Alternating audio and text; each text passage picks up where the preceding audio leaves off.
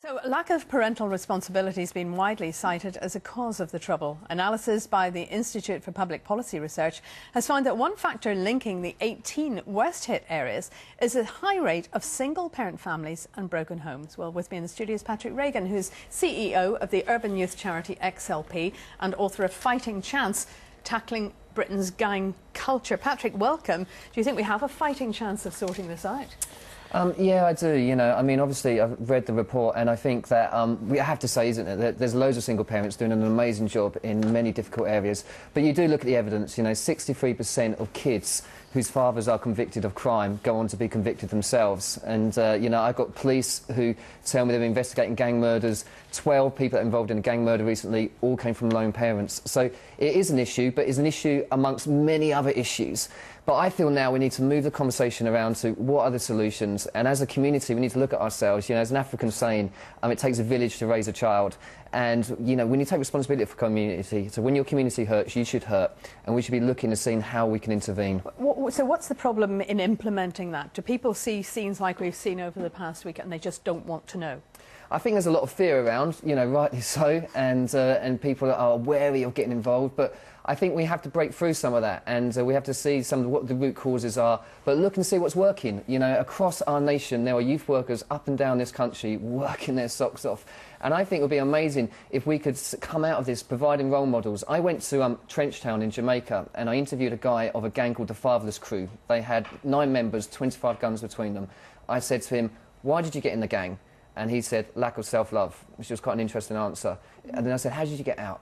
And he said, "I found someone who wasn't the gang leader who I can aspire to be like." And he believed in me. He saw something I couldn't see in myself.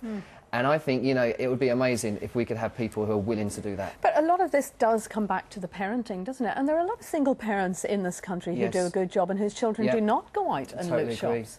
Yeah, I totally agree. And it's a very complex issue. That's why I say it's a combination of issues. I think we're trying to pin it on one thing. We're going down the wrong... Do you find, though, that the majority of people, young men in particular, who turn to gangs or to violence or to looting or go to the streets, they actually want to listen, that they're just not going to be deaf to what you might tell them?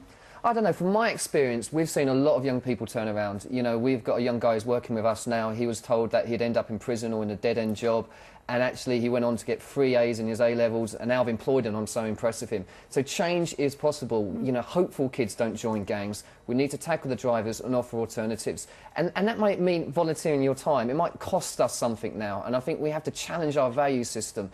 You know, there's a lot of very tired people out there doing an amazing job. We should, at this point, be offering to help local charities. We should be showing acts of kindness to our police. We should. Where's the government involvement in this? Well, I've been involved in conversations this week with Nick Clegg and Ed Miliband, and one of the things I've been saying to them is, please don't just come to us in a crisis. You know, I feel like sometimes it's election time or in a crisis.